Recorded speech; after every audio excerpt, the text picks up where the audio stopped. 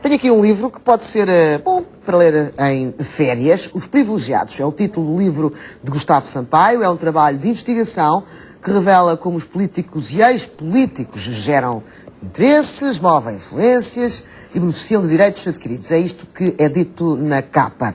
Os Privilegiados é editado pela Esfera dos Livros. Eu tenho comigo Gustavo Sampaio, que é meu colega de profissão. Bem-vindo, Gustavo. Bom dia. Quem são os privilegiados? Que tipo de trabalho é que pretendeste fazer com este livro? Pretendi dar resposta a um sentimento de revolta que graça na sociedade portuguesa atual contra os políticos e os partidos, que levado ao extremo pode degenerar num discurso antidemocracia. Tentei dar resposta a essa... Nesse sentido, este livro vem ajudar a esse sentimento de antidemocracia ou não? Vem canalizar essa revolta para temas concretos e baseado numa investigação jornalística equilibrada, com o direito ao contraditório de muitos dos visados que aceitaram responder e pegando em situações em que de facto há uma crítica legítima à classe política atual. Não entrando na generalização de que todos os políticos são iguais, tentando distinguir os bons dos maus e apresentando nesse livro vários exemplos do que não é um bom político. Gustavo, já agora pergunto-te, os que estão na capa, há algum bom? Ou são todos maus? Estamos a ser redutores, obviamente, mas... Os exemplos da capa são os mais conhecidos do público. Os mais paradigmáticos? Mais paradigmáticos, mais mediáticos, embora haja dezenas de outros. Temos aqui do PS e do PSD, transversal e do CDS partidos. também, Celeste Cardona, José Lelo, António Mexia, Eduardo Catroga, Dias Loureiro, Duarte Lima. É o Bloco Central de Interesses? Pode-se dizer que sim, mas também há casos de políticos menos conhecidos da atual legislatura que não estão na capa, mas poderiam estar. Em que eu fiz uma pesquisa aos registros de interesses dos atuais 230 deputados da Assembleia da República e cheguei à conclusão de que mais de metade estão em part-time, isto é, acumulam a atividade parlamentar com atividade no setor privado, desde consultores de empresas, advogados em sociedades de advogados, etc. E isso é preocupante porque o que é que a conclusão chegaste? É preocupante quando esses deputados prestam consultorias, por exemplo, a empresas que operam em setores de atividade que são tutelados por esses mesmos deputados em comissões parlamentares que integram. Um dos casos com que eu abro até o capítulo 1, do deputado Ricardo Batista Leite, eleito nas listas do PSD, o deputado Batista Leite integra a Comissão de Saúde, ao mesmo tempo que é consultor médico de uma empresa chamada Glint. A Glint é propriedade da Associação Nacional de Farmácias, com centenas de contratos firmados com o Estado por ajuste direto. Isto ao mesmo tempo que é remunerado, o deputado Batista Leite, pela atividade de consultor médico da Glint. Isto levanta uma série de questões ao nível de conflitos de interesses e de incompatibilidade de funções, embora o deputado, quando questionado por mim na concepção deste livro, tenha negado que haja qualquer conflito de interesses, embora o regime de incompatibilidades ao nível da Assembleia da República seja demasiado permissivo. Permite tudo, não é? E a Comissão de Ética não sanciona estas situações, e o que eu faço no livro é apresentar dados concretos em que há indícios de conflitos de interesses e suscitar talvez um debate público em torno destas questões, ou levar talvez a uma alteração de legislação que já foi tentada. Não é acusar diretamente, porque não há provas disso, e agora mostrar que esta pessoa, seja ela quem for, tem este papel de deputado e está no setor privado a trabalhar diretamente ou indiretamente com o Estado. Há aqui um potencial conflito de interesses. Exato, não é? Com indícios claros de conflito de interesses. Não chego depois à fase em que acuso ou que chega a uma sentença, prefiro que seja o leitor a tomar essa conclusão através da leitura. Mas tiveste informações que pudessem fazer-te chegar mais longe do que chegaste no livro? Não queria chegar a essa conclusão. Eu apresento, por exemplo, uma alegoria para tratar a questão dos conflitos de interesses, que é uma alegoria utilizada pelo Francisco Louçã há anos no Parlamento, que é uma história com uma vaca e uma galinha fechadas num compartimento durante uma noite. Ninguém pode entrar, ninguém pode sair e não vemos o que é que se passa lá dentro. E no dia seguinte, quando voltamos a abrir o compartimento, encontramos a vaca, a galinha e o ovo. A questão que se coloca então é quem é que pôs o ovo. pela lógica poderemos concluir quem foi, mas não vimos e não temos a prova material de quem foi. Só poderemos por associação e por, através dos dados a que temos acesso, tirar essa conclusão, mas não podemos dizer porque não vimos. É esse o problema dos conflitos de interesses e de como se movem influências. Não há uma prova material, digamos assim. E por isso é que os conflitos de interesses devem estar bem regulamentados, para não existirem estas confusões, não é? Gustavo, diz-me uma coisa, quem são os privilegiados? Conseguiste traçar um retrato dos privilegiados em Portugal, destas pessoas que andam aqui na esfera pública e também na privada, que têm esses enormes conflitos de interesses? Sim, para além da atividade parlamentar, pesquisei também o que é que os ex-políticos fazem depois de abandonarem a política e cheguei à conclusão de que muitos deles são convidados para cargos de administração em grandes empresas. Pesquisei as 20 empresas cotadas no índice PSI 20, a título de exemplo, onde está, digamos, o núcleo fulcral da economia portuguesa.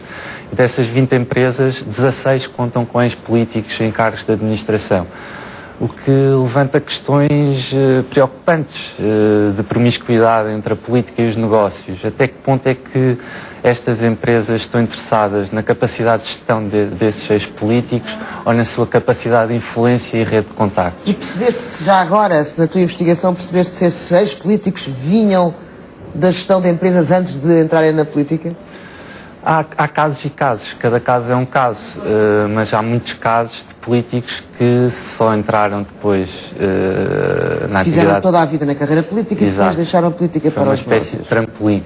Agora também há casos de gestores que deram, digamos, um saltinho na política e voltaram à atividade empresarial.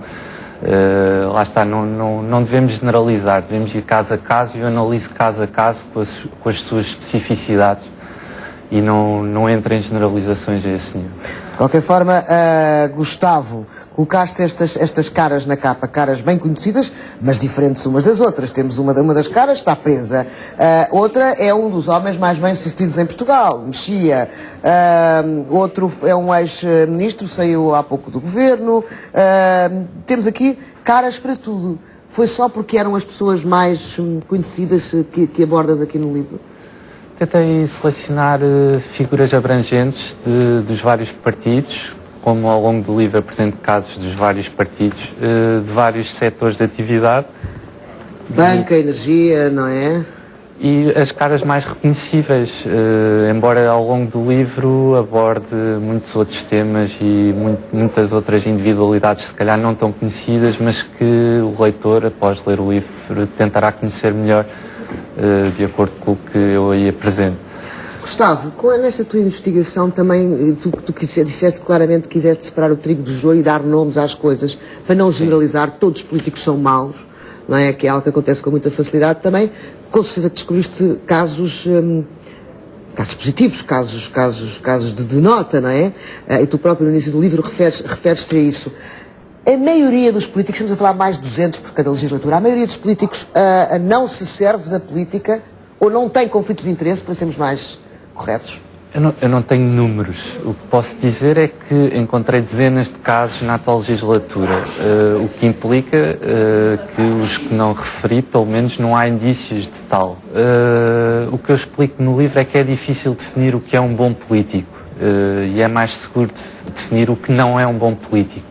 E o que eu apresento no livro são casos com indícios de situações que levam a que se possa classificar de não ser um bom político os casos que apresento. No que diz respeito a um bom político em termos o bom político pessoais, aquilo que tu, nesta tua investigação, isto é um trabalho jornalístico, como tu próprio dizes, neste teu trabalho jornalístico descobriste histórias que valem a pena ser contadas? Eu faço referência na introdução a 3 casos positivos e refiro que poderia fazer um livro invertido. Isto é um livro sobre políticos que se dedicaram à causa pública, que não se serviram da política, mas serviram o país através da política. E poderia ter feito uma espécie de perfis de coragem que o Kennedy escreveu enquanto jovem sobre políticos americanos que foram além dos partidos e pelo país. Mas vamos aos portugueses. Quais são esses 3 casos que faz referência. É importante, já agora terminamos com uma nota que positiva. apresentei são simples, do deputado Rui Tavares, eurodeputado Rui Tavares, que canalizou, agora já não do Bloco de Esquerda, acho que mas pronto, era do Bloco de Esquerda, ainda mais independente, que canalizou metade do seu vencimento ou do seu salário enquanto eurodeputado para bolsas destinadas a jovens estudantes que queiram tirar mestrados e doutoramentos. Apresenta também o caso de um deputado madeirense, ex-deputado madeirense Maximiano Martins, que canalizou a sua reforma, para não acumular a reforma com o vencimento, a carenciados da região da Madeira. E apresenta também o caso de um ex-autarca, Demétrio Alves, que se recusou, já depois de ter sido autarca, estava numa empresa que lidava com fundos comunitários e recusou-se a utilizar a sua rede de contactos e a sua influência a esse nível para angariar contratos para essa empresa. O que é que aconteceu? E acabou por ser despedido. Isso aí pagou mesmo com o emprego por causa disso, não é? E são casos de pessoas, de políticos que serviram ou estão a servir a causa pública sem indícios de conflitos de interesses, sem indícios de que se sirvam da política para proveito próprio ou para enriquecimento pessoal. Poderia também fazer um livro com mais casos desses, preferi fazer um livro em que tente escrutinar o poder político, também é mais essa a função do jornalismo. Claro. É sempre difícil fazer... E até perceber onde é que estão as lacunas da lei para as melhorar, apertar as malhas. E tentar dar consistência à crítica que se faz à classe política, porque muitas vezes é populista e não vai ao cerne das questões e tento dar maior consistência e através de uma investigação jornalística equilibrada, tentar suscitar debate público em torno de questões concretas que eu acho que são muito nocivas para a democracia e contribuem para esse discurso antidemocracia que é extremamente perigoso, sobretudo nos tempos que vivemos atualmente. E espero consegui-lo com este livro.